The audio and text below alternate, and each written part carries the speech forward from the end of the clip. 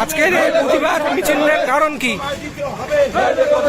গতকাল মেয়র রোডে তৃণমূল কংগ্রেসের বাংলা ভাষা বিরোধী, বাঙালি বিরোধী, বিজেপির বিরুদ্ধে যে ধর্ণা মঞ্চ, সেই মঞ্চ গতকাল বিজেপি নির্দেশে ভারতীয় সেনাবাহিনী সেই ধর্ণা মঞ্চ ভেঙে ফেলে।